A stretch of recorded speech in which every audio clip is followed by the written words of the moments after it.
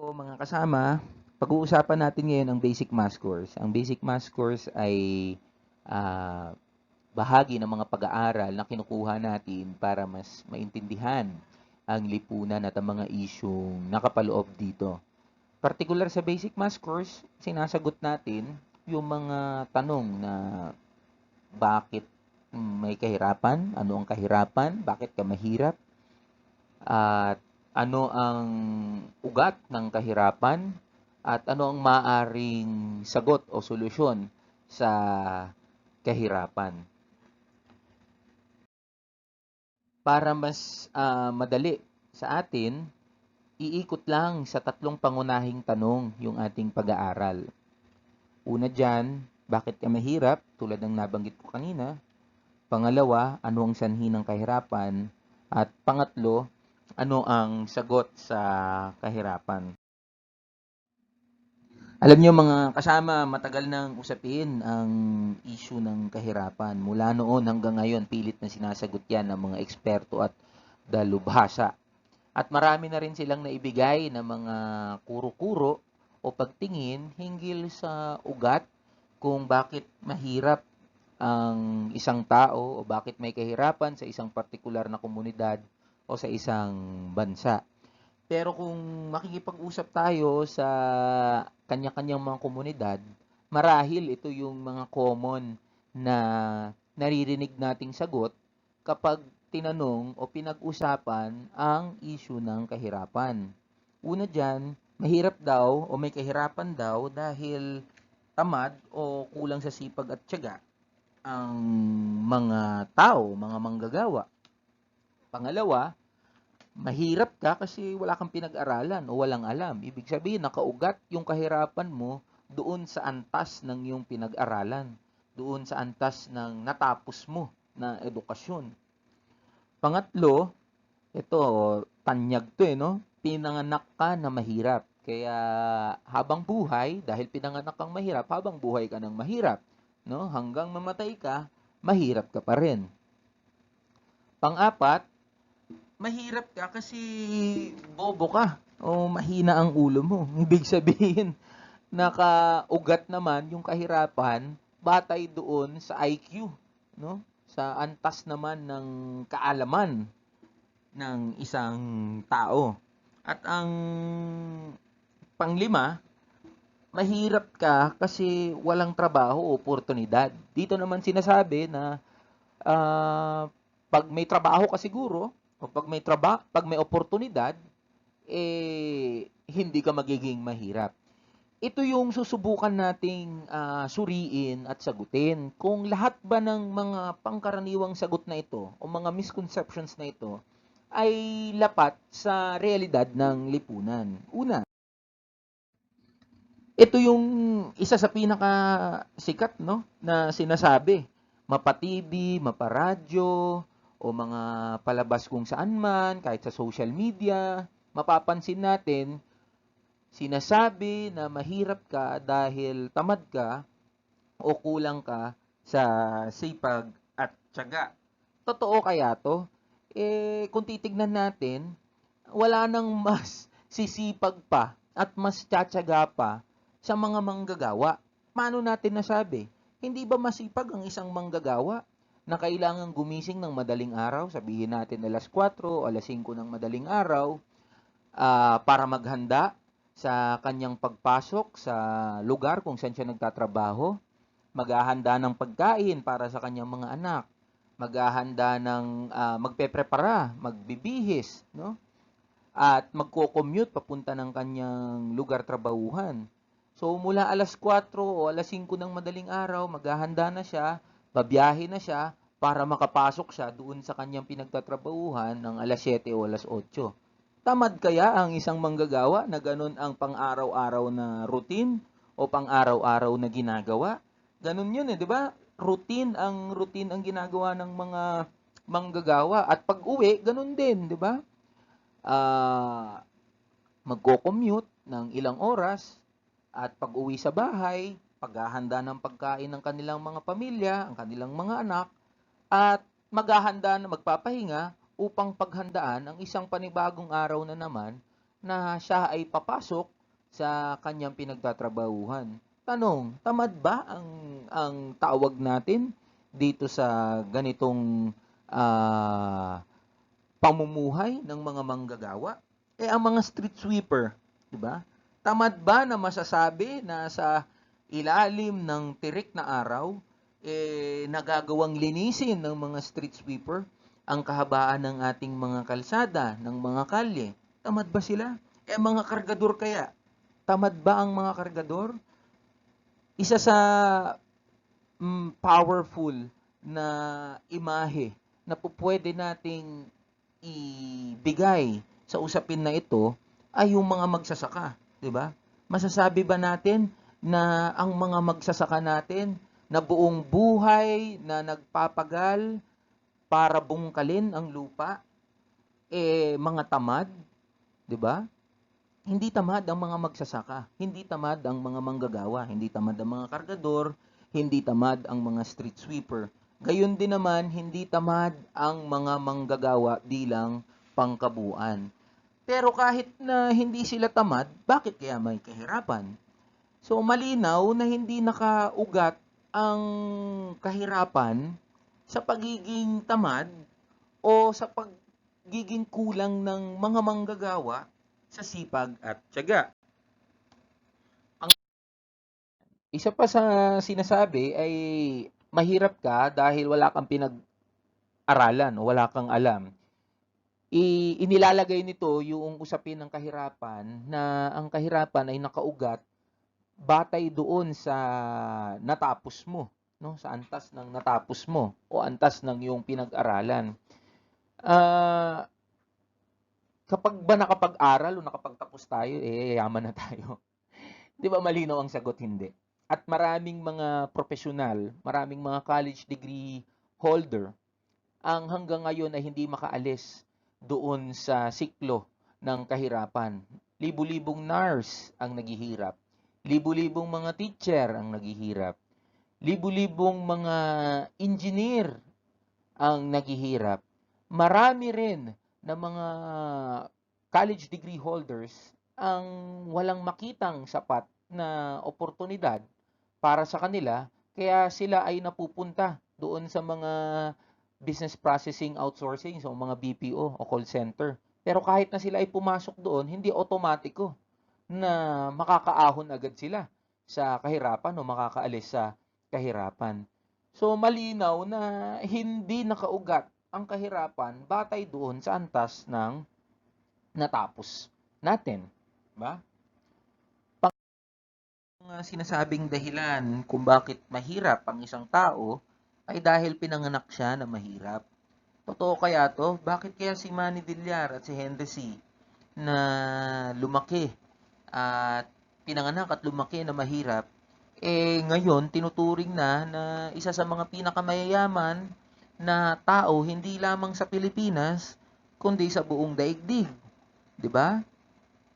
So, definitely mga kasama,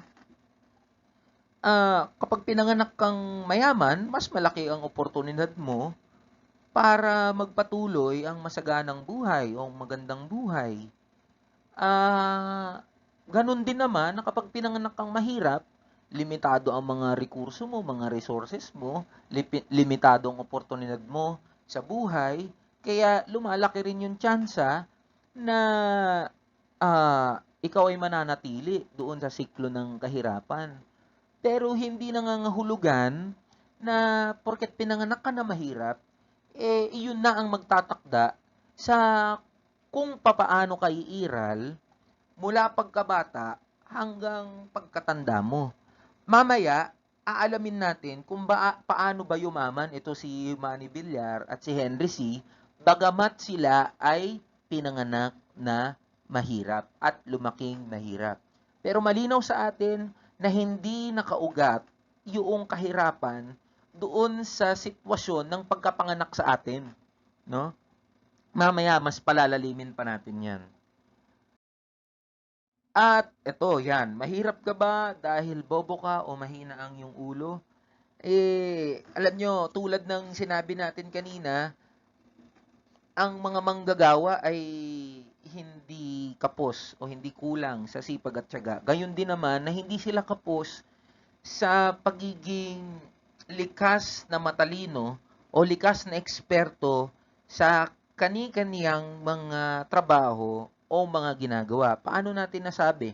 Bobo ba o mahina ba ang ulo ng mga manggagawang construction worker o manggagawa sa konstruksyon? Hindi, di ba? Marahil ang iba sa kanila o karamihan sa kanila ay mas matalino pa kaysa mga fresh graduates ng engineering. Paano natin nasabi? Ang mga construction worker, alam yung science, yung siyensya, at yung art o pamamaraan sa paghalo ng semento kahit na wala silang natapos na degree o kahit hindi sila nakapag-aral ng engineering. Alam nila kung papaano ang tamang pagsalansan ng mga semento, ng hollow blocks, at ng paggawa ng isang building o ng isang bahay. Alam nila ang tamang pagmamasilya. Alam nila ang tamang sukat ng mga kagamitan na gagamitin nila para bumuo ng isang bahay o ng isang building. Karamihan sa kanila hindi naman na nakapagtapos o walang formal education na kinuha. Pero alam at gagap nila kung ano yung dapat na gawin doon sa trabaho nila. Alam nila yung art and science noong trabaho nila.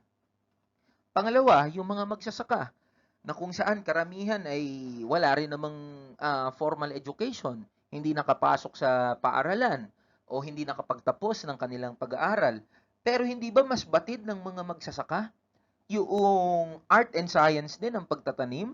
Alam nila kung kailan ang tamang panahon para magtanim ng isang espesipiko na pananim. Alam nila kung paano mas payayabungin yung mga pananim nila. Alam nila kung ano yung mga pinaka-epektibong pamamaraan para hindi pestehin yung mga pananim. At alam din nila yung iba't ibang mga method para mas maging maganda yung ani nila sa kanilang mga sakahan. Ito bang mga to ay may hina ang ulo? Ang mga mangingisda, 'di ba? Kahit na walang mga state of the art na mga equipment, walang mga GPS o walang mga high-tech equipment, mga teknolohiya, 'di ba? Alam nila kung saang parte ng dagat, saang parte ng karagatan maraming pwedeng mahuli na isda. Alam nila yung iba't ibang mga pamamaraan para mas malaki yung huli nila kapag sila ay pumupunta sa karagatan. So, likas sa mga manggagawa na maging mahusay sa kanyang trabaho at hindi mahina ang kanilang mga ulo. Pero bakit kaya na bagamat ah, alam nila yung may kasanayan sila doon sa kanilang trabaho, may expertise sila sa kanilang ginagawa, mahirap pa rin sila. So, malinaw na hindi nakaangkla o nakaugat ang kahirapan batay sa antas ng kaalaman mo. Isa pa sa sinasabi na dahilan kung bakit mahirap ang isang tao dahil wala o kulang ang trabaho oportunidad. Kabit ito doon sa naunang punto na natin kanina, no? Na hindi porket may trabaho ka o hindi porket may oportunidad, otomatiko, nagaganda na ang buhay mo. Otomatiko, nayayaman ka na. No, maraming nagtatrabaho ngayon, ilang taon na sila sa kanilang pinagtatrabahuhan, ilang dekada na sa kanilang pinagtatrabahuhan, pero hindi pa rin tumataas yung antas ng kanilang pamumuhay, no? At bagamat sinasabi ng gobyerno na marami ang may trabaho sa ating bansa, ipinapakita rin naman ng sariling datos ng gobyerno na marami rin ang mahirap. So, hindi nangangahulugan na porket may trabaho ka, na porket may oportunidad ka, ay mawawala na ang kahirapan. So, batay dyan sa lahat ng sinasabi natin, yung mga pangkaraniwang sagot kung bakit mahirap, nabasag, hindi lapat doon sa realidad. Ito yung mga misconception na na kapag sinuri at kapag tinignan natin, hinimay-himay natin, malinaw ang sagot. No? Ngayon, kung titignan natin mga kasama, napakayaman ng ating bansa, no? ang description nga kapag pinag-uusapan ng ating bansa, 'di ba? Pearl of the Orient Seas, no? Perlas ng silanganan. Dahil kung ikukumpara sa ibang bansa, pagdating sa resources, raw materials o mga rekurso, isa tayo sa pinakamayayamang bansa sa buong daigdig, no? So, basic ano lang tayo, no? Basic geography and history. So, alam naman natin, ang Pilipinas ay binubuo ng 7,641 ng mga isla, yung 3 major islands, Luzon, Visayas, Mindanao, at ang bansa natin ay hitik sa hilaw na materyales at rekurso. Ano ba yung mga yaman na makikita sa ating bansa, no? Pagdating sa yamang lupa at kagubatan, ang mga bulkan natin ay mayaman sa deposito ng bauxite o yung pangunahing elemento para magawa ang aluminum, obsidian at volcanic minerals gaya ng nickel. Makikita natin na ang pinakamalalaking minahan ng nickel sa buong daigdig, isa roon ay matatagpuan dito sa ating bansa. Ang ating mga kabundukan, alam naman natin kung gaano kayaman sa deposito ng ginto, sa copper, diamonds, lead at zinc.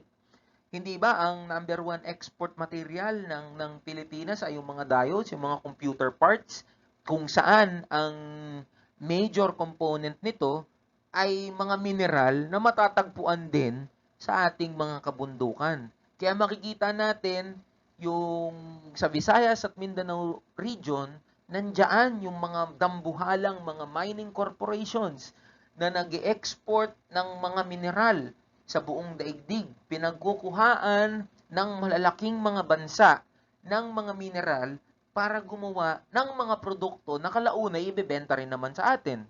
Marami tayong mga burol, mga talampas at mga kagubatan kung saan tumutubo ang iba't ibang uri ng mga halaman at mga puno. Malawak din yung sakahan natin, mga rice paddies at mga rice terraces natin. So, ganyan kayaman yung ating bansa. Sapat lang din yung klima para punan yung pangangailangan sa ating mga pananim. So, supposedly nga, hindi dapat tayo nagugutom, no? So, napakalawak ng ating mga sakahan, napakalawak ng ating yamang lupa at kagubatan, pero nakikita natin mukhang ilan lang ang nakikinabang dito. Pangalawa, mayaman ang ating bansa pagdating sa rekurso sa dagat, no? Alam naman natin napapaligiran ang bansa natin ng mga karagatan sa silangan, nandiyan ang Pacific Ocean at yung Benham Rice na tinatansya na may bilyong-bilyong bariles ng reserbang gaas at oil, no? Sa kanluran, nandiyan ang West Philippine Sea o South China Sea na pinag-aagawan dahil nga hitik na hitik sa rekurso, hitik na hitik sa mga hilaw na materyales, pinag-aagawan ng iba't ibang mga bansa. Nandiyan ang reserbang langis, nandiyan ang mga yamang dagat, mga isda, nandiyan ang iba't ibang mga rekurso sa West Philippine Sea o South China Sea. Sa Ilaga, nandiyan ang Luzon Strait na pinagsasaluhan ng bansa natin at ng Taiwan, gayon din naman ng Japan. Hitik na hitik din ang lugar na yan pagdating sa mga isda at iba't ibang mga lamang dagat. Sa timog, ang Celebes Sea, kung saan pinagsasaluhan naman ito ng Indonesia, ng Malaysia, at ng ating bansa, gayon din naman ng Brunei, at ibang mga karatig na mga bansa diyan sa katimugang bahagi ng ating bansa. So, hitik na hitik yan sa rekurso, no?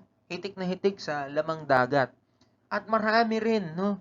Tayong mga bukal, mga batis, mga ilog at talon na matatagpuan sa iba't ibang dako ng bansa. At karamihan nga dito ay pinanggagalingan din ng renewable energy, hindi ba? So gano'n na lang kayaman yung ating bansa pagdating sa rekurso sa dagat. Ngayon din naman, mayaman din tayo sa wika at kultura. So, may 170 plus na lengguwahe mula sa 180 plus na pangkat etniko. So, kung ilalarawan natin yung bansa natin, talaga napakayaman. Kung ano yung mga basic na pangangailangan, yung mga batayang pangangailangan, kaya palang punan. 'Di ba? Supposedly, wala dapat nagugutom. Supposedly, lahat ay may disenteng bahay. Supposedly, lahat ay kayang mapunan yung mga basic na pangangailangan nila para sila ay mabuhay. So kung mayaman ang Pilipinas, ganito natin ipinta ang Pilipinas na kaya palang punan lahat ng pangangailangan natin, bakit kaya maraming naghihirap at patuloy na naghihirap sa ating bansa? Bakit bagamat sinasabi nating mayaman ang Pilipinas, maraming naghihirap na mamamayang Pilipino? Ang sagot natin dyan, may sagot natin dyan, no? Dahil ang yaman ng bansa natin, yung mga sinasabi nating mga rekurso, yung sinasabi nating mga yamang lupa, yamang dagat, at iba't iba pang mga kayamanan ng ating bansa, ay konsentrado lamang sa iilan. Ayon sa Forbes magazine noong 2019, ang 12 pinakamayayaman na tao sa Pilipinas ay may kabuuang yaman na 2.9 trillion o 55.6 billion US dollars. Ito ay nangangahulugan na 20% ng kabuuang kita ng yaman ng bansa ay matatagpuan lamang doon sa 12 pinakamayayaman, top 12 richest Filipinos. Ang pinag-uusapan po natin dito mga kasama ay individual. No? Ang pinag-uusapan natin dito ay mga tao, hindi pamilya. No? At nangunguna dyan, alam naman natin, ito, mga C. Diba? Nung nabubuhay pa si Henry C., siyempre siya ang una dyan. Pero nung yumao na siya, pinaghati-hatian yung yaman niya ng magkakapatid na C.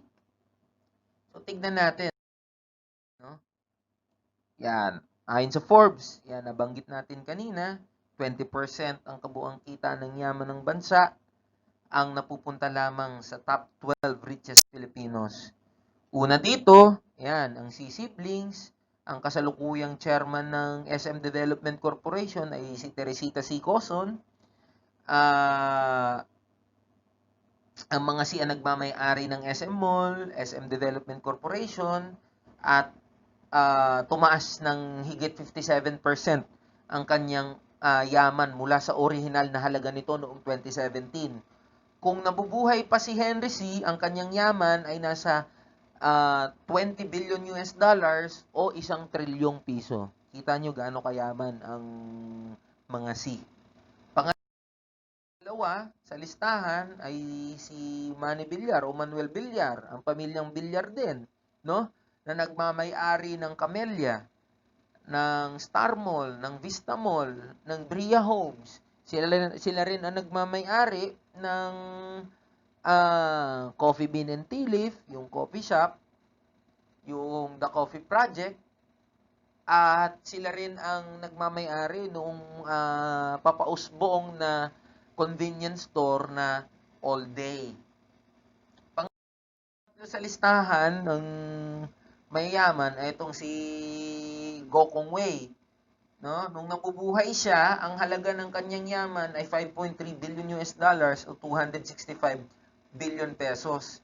Sila ang nagmamay-ari, yung mga anak niya na, yung nagmana ng Universal Robina Corporation, Cebu Pacific, Robinsons Land Corporation. Si Enrique Razon, na may-ari ng International Container Terminal Services, yung sa mga port natin, kung saan dumadaong ang mga shipment, no? Kung saan pumupunta ang mga cargo and trailer truck na naghahatid ng iba't ibang mga rekurso, materyales, iba't ibang mga pagawaan. Siya ang may-ari nun. no? Siya rin ang nagmamay-ari ng Bloomberry Resorts Corporation. Yung Resorts World, yung Okada, yung mga casino, yan ang pinagmamay-arian ni Enrique Razon. Ang kanyang yaman ay 5.1 billion US dollars o 255 billion pesos. Isa pa si Lucio Tan na isang higanting tobacco oligarch, kaya kilalang kilala ito dahil siya ang may-ari ng Philip Morris Fortune Tobacco Company, no? Sa mga nag-UOC, alam na alam yung mga brand na yan. Siya rin ang may-ari ng Philippine Airlines at ng Philippine National Bank, gayon din naman ng Tanduay Brewery. Ang kanyang yaman ay 180 billion pesos o 3.6 billion US dollars. Si Tony Tan Cakchong na may-ari ng tanyag na Filipino fast food chain na Jollibee Foods Corporation, may kabuang yaman na nagkakahalaga ng 3 billion US dollars. Sa ilalim ng Administrasyong Duterte, itong mga mayayaman na ito ay mas lalong yumaman pa. Yung pinagsama-samang yaman ng 20 pinakamayayaman na tao sa bansa ay lumaki ng 3.6 trillion o karagdagan na yaman na 776 billion pesos mula noong 2016. So payaman ng payaman itong mga to. Maaring sa listahan, nag-iiba-iba lang sila ng mga pwesto, pero sila-sila pa rin yan. No? At mas yumayaman yan habang lumalaon ang panahon. Pero hindi ba nakapagtataka, payaman sila ng payaman, parami ng parami ang kanilang mga pinagmamayarian, pero ang mga Pilipino at ang mga manggagawa ay pahirap pa rin ang pahirap at papangit ng papangit ang sitwasyon ng kanilang kabuhayan. Upang mas madali nating maintindihan gaano kalaki yung konsentrasyon ng yaman sa iilan, no? At ano yung konsentrasyon ng yaman sa iilan, bigyang mukha natin yung yaman ni Henry C. Sa nabanggit, nung nabubuhay pa siya, ang kanyang yaman ay 20 billion US dollars o 1 trilyong piso. Ang ibig sabihin niyan, yung yaman ni Henry C, kung siya ay nabubuhay, ay katumbas ng isang kapat o 1/4 ng kabuang budget ng Pilipinas. Ipagpalagay natin ang isang Fortuner na kotse ay nagkakahalaga ng 2 milyon isa. Kahit araw-araw pang bumili si Henry C ng Fortuner na kotse, kinakailangan niyang mabuhay ng 1,370 taon bago maubos ang kanyang yaman. Namatay si Henry C ng 90 years old. Kahit 10 beses pa siya mabuhay at mamatay, hindi mauubos ang kanyang yaman kahit araw-araw na siyang bumili ng Fortuner. Sabihin natin, gusto niyang bumili ng bahay araw-araw. Ipagpalagay natin ng isang bahay sa Quezon City ay nagkakalaga ng 10 milyon. Kahit araw-araw bumili ng bahay si Henry C. sa Quezon City, tatagal ng 274 na taon, 274 years, bago maubos ang kanyang yaman. So, tatlong cycle, life cycles ang kailangang danasin ni Henry C. bago maubos ang kanyang yaman. No? So, iyan ang muka ng sinasabi nating konsentrasyon ng yaman sa iilan at hindi pagkakapantay-pantay. Kung bakit patuloy na naghihirap ang mga Pilipino dahil yung yaman na supposedly pinaghahati-hatian nating lahat, lalo na ng mga manggagawa, ay nasa kamay lamang ng iilan.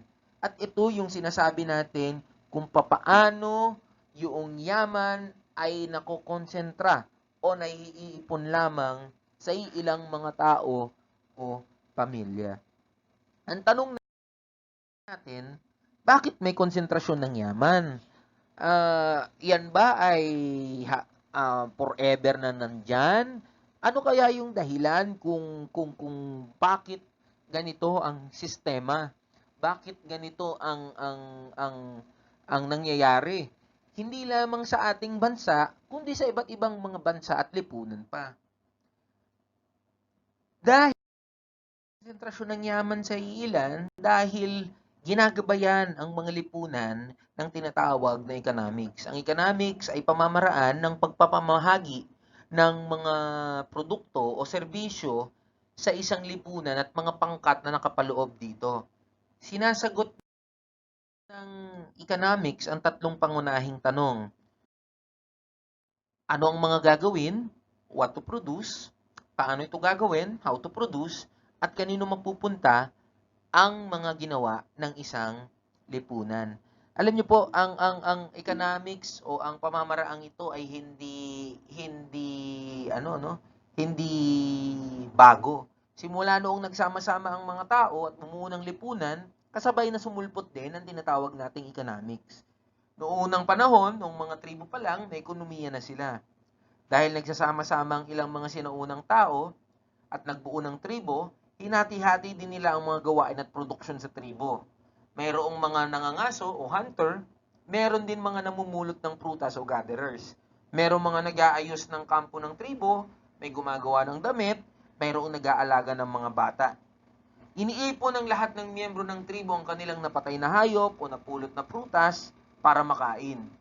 At lahat ng ito ay pinapamahagi sa mga miyembro ng tribo, kahit hindi ka kasama doon sa nangaso o namulot. Ang sistema ng pagkakahati-hati ng mga hayop at prutas ay ang economics. Ang tawag sa sistema nila noong unang panahon ay primitibo komunal na sistema ng economics. Isa sa mga konsepto na ibinubuo sa sinusulpot na konsepto ng usapin ng economics ay ang usapin ng sino ba ang gumagawa ng yaman sa mundo, no? Sabi ni Karl Marx, lahat ng bagay ay nagkakaroon lamang ng halaga, no? Kung lalapatan ito ng lakas paggawa o labor power. Ibig sabihin, tanging mga manggagawa at anak pawis lamang, wala nang iba, ang siyang tagalikha ng yaman ng lipunan. Papaano po natin ito nasabi? Yun, dahil walang bagay na maaring mapakinabangan o maaring maibenta kapalit ng pera o katumbas ng iba pang produkto kung hindi ito lalapatan ng lakas paggawa. Bigyan nating halimbawa, ang puno. Ang puno po, mga kasama, ay mananatiling puno. Wala siyang likas na halaga sa kanyang sarili o wala siyang inherent value. Ngayon, lapatan ito ng lakas paggawa, puputulin, magiging troso, ang troso ipoproseso para maging table. Ngayon, yung puno, dahil nilapatan ng lakas paggawa, naging table siya. Nagkaroon na siya ng halagang gamit para sa atin. At pwede rin siyang ibenta sa merkado kapalit ng pera o ng iba pang mga produkto. Ang isda, mananatiling isda lang yan. Kung nasa dagat lang yan, di ba? Pero lapatan ng lakas paggawa. Ano yung paglapat ng lakas paggawa? Yung akto mismo ng paghuli doon sa isda at pagluto sa isda, nagkaroon ng halaga na yung isda, 'di ba? At ang halaga niya ay pagkain.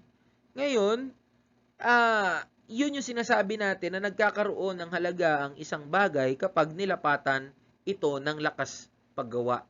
Lahat ng bagay sa daigdig, kahit ano pa man yan, no, ay walang likas na halaga sa kanyang sarili hanggat hindi nilapatan ito ng lakas paggawa. So, bukan nating isipin mga kasama, may produkto bang maaaring mapakinabangan at pwedeng ibenta na hindi nilapatan ng lakas paggawa? May maiisip ba kayo na kahit anong bagay na napapakinabangan natin na hindi produkto ng pagtatrabaho? Wala tayong maiisip mga kasama.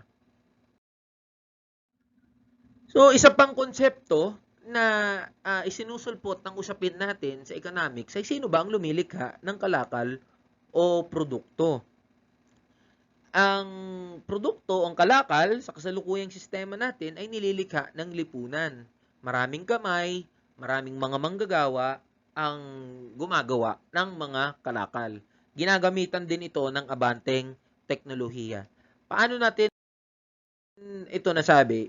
Ibigyan natin ng halimbawa. Halimbawa, ang produktong yosi ni Lucio Tan, no? Ang yosi, hindi yan basta-basta magiging yosi kung hindi yan dumaan sa maraming kamay ng mga manggagawa. Alam naman natin na ang pangunahing ingredient ng yosi ay ang halaman tobacco, 'di ba? Ang tobacco itatanim ng mga manggagawang bukid, paalagaan ng mga manggagawang bukid at pagyayamanin ng mga manggagawang bukid. Kapag takda na ang panahon, pwede nang anihin, aanihin na ito ng mga manggagawa at ibebenta. Pag naibenta nila ito, syempre, isusort ng mga manggagawa yung maganda at pangit na kalidad ng tobacco leaves. Pag na-sort na nila yung maganda at pangit na kalidad ng tobacco leaves, hindi naman agad yosi yun eh, di ba? Dali na yan sa mga planta o sa mga pagawaan. Pagdating sa mga planta at pagawaan, dadaan uli sa panibagong proseso itong mga tobacco leaves. Dito na, lalagyan ng mga i-roll yung mismong sigarilyo, papasok na dyan yung iba't ibang mga chemical, at kahit nakarolyo na siya bilang yosi, na pagkaalam natin, hindi pa naman actual na produkto yun eh. Dadaan pa siya sa quality assurance, titignan kung may mga depektibo, pangit uli o maganda na kalidad ng yosi, ilalagay sa mga kahon, isasalansan sa kahon, dadaan sa quality assurance. At pagkatapos nun, tsaka pa lang siya ipupunta sa mga retail, no? Dadalhin sa mga retail, dadalhin doon sa mga iba't ibang mga pamilihan. Sa proseso para maging yosi ang tobacco leaves, maraming dinaanan na kamay ng mga manggagawa. Maraming prosesong dinaanan. Ibig sabihin niyan, sosyalisado ang produksyon. Lipunan ang mismong gumagawa ng produkto o ng kalakal. Aplikable po yan sa maraming mga bagay na ginagamit natin sa pang-araw-araw. Mula sa laptop, computer, hanggang sa mga sasakyan, laptop, lipunan po ang gumagawa niyan. Hindi isang tao, hindi isang individual. Ngayon, kung lipunan ang gumagawa ng produkto o ng kalakal, bakit iilan lang ang may ganansya mula dito? Dahil tulad ng nabanggit natin kanina, ang sistema ng economics o ekonomiya na gumagabay sa ating lipunan ay kapitalismo. Ano po ba ang kapitalismo? Ang kapitalismo, iilang tao lang ang nagdedesisyon o nagtatakda sa kung ano ang gagawin, what to produce, paano ito gagawin, at kanino ito mapupunta. Paano ito ibabahabahagi sa mga pangkat ng lipunan. So kung makikita natin mga kasama, no, iitahi lang natin yung naratibo natin mula kanina, no. Sinabi natin na yung mga misconception ng bakit may kahirapan hindi lapat sa realidad ng lipunan. Nabanggit din natin na napakayaman ng ang Pilipinas, sapat para punan lahat ng pangangailangan, ng mga batayang pangangailangan ng bawat Pilipino, pero hindi nangyayari dahil konsentrado ang yaman sa iilan. Bakit konsentrado ang yaman sa iilan? Dahil ginagabayan ng tinatawag nating economics o pamamaraan ng pagkakahati ng mga produkto o serbisyo sa isang lipunan.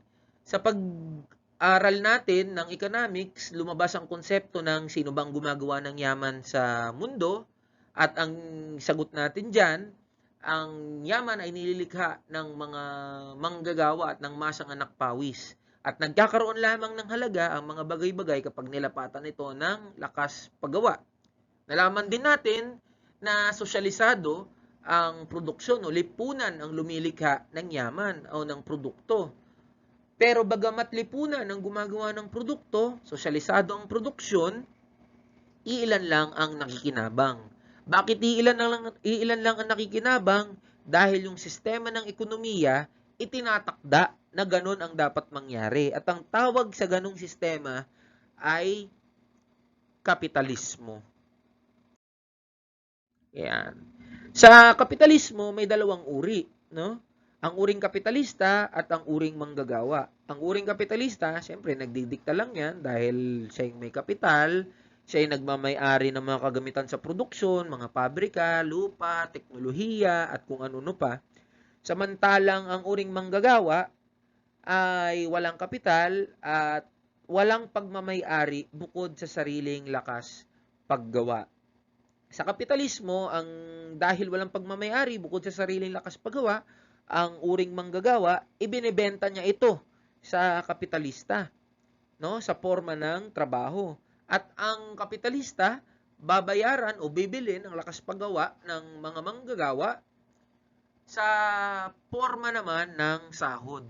Ang sahod gagamitin ng mga manggagawa para ipambili ng kanilang mga pangangailangan, ng kanilang mga batayang pangangailangan. At itong mga batayang pangangailangan ay gagamitin nila para sila ay umiral at mabuhay.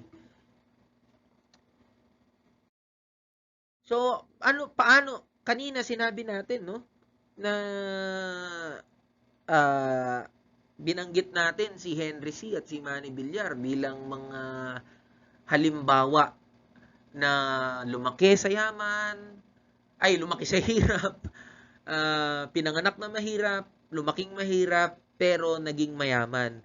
Yung pagyaman ba nila dahil sa sipag at tiyaga nila? Yun bang pagyaman nila dahil sa pagiging maabilidad nila? O may sikreto doon sa pagyaman nila? Gaya rin naman ng pagyaman ng iba pang mga kapitalista. So, ang sikreto ng kapitalistang pagyaman ay nakatuntong doon sa pagkuha ng kapitalista sa tinatawag na sobrang halaga o surplus value na ginagawa ng mga manggagawa. Ipagpalagay natin, no, paano kinukuha ng kapitalista ang sobrang halaga.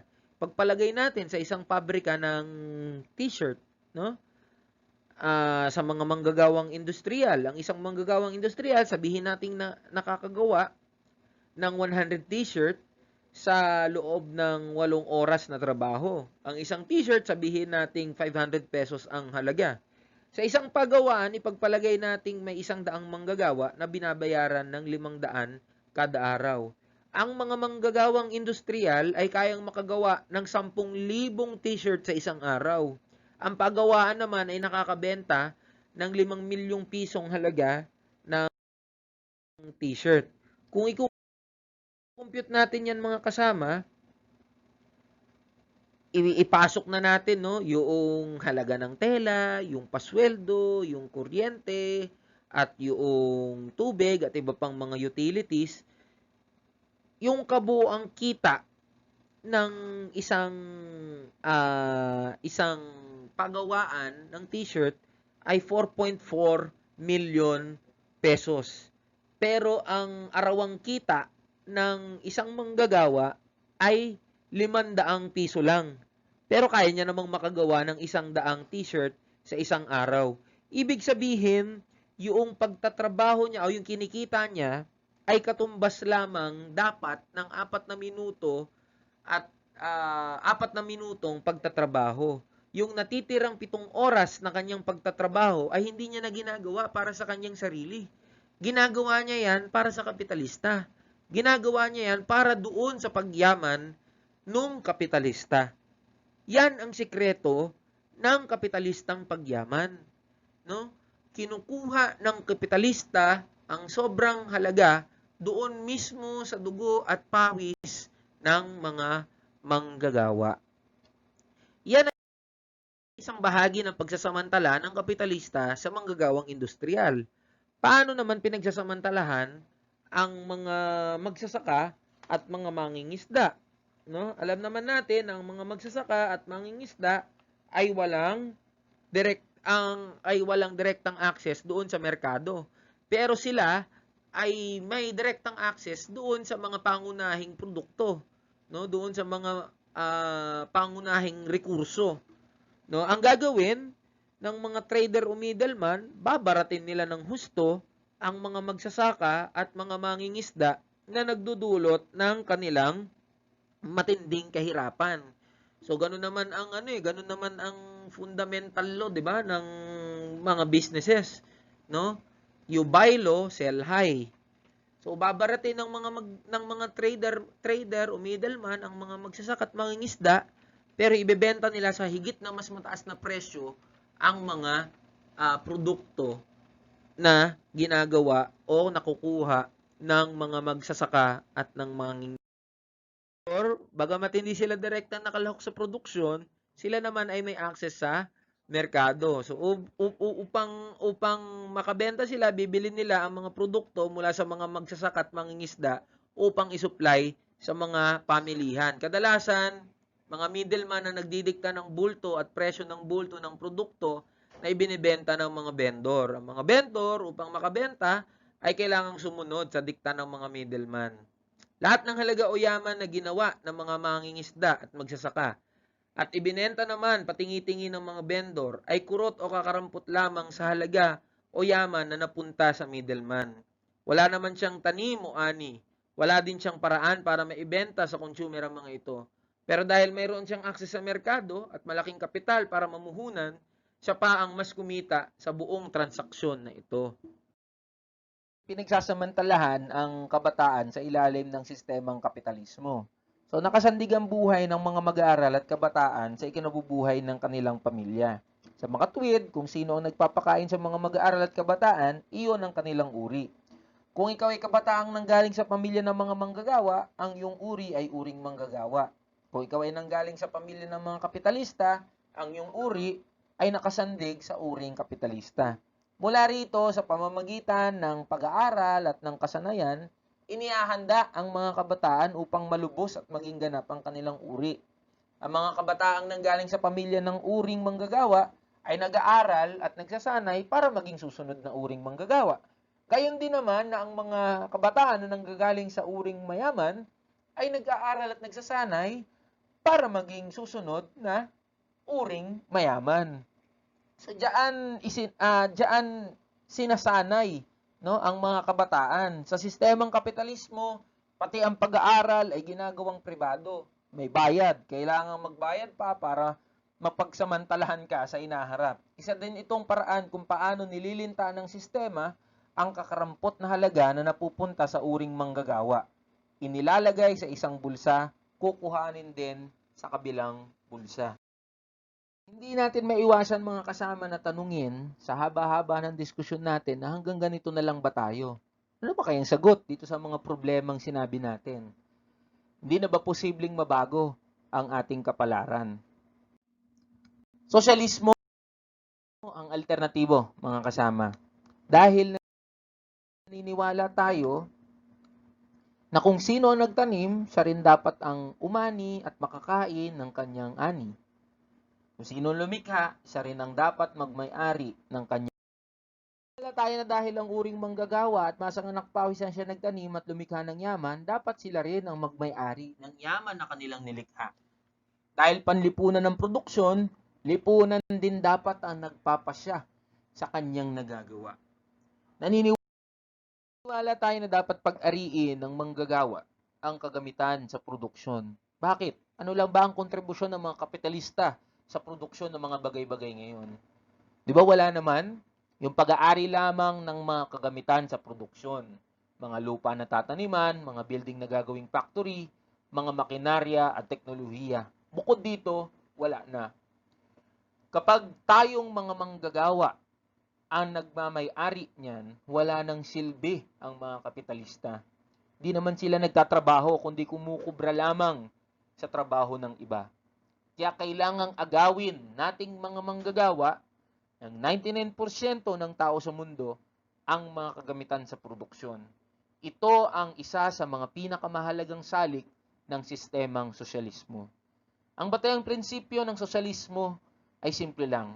Mula sa lahat, batay sa kanilang abilidad, tungo sa lahat, batay sa kanilang pangangailangan. From each according to abilities, to each according to needs. Magandang araw mga kasama.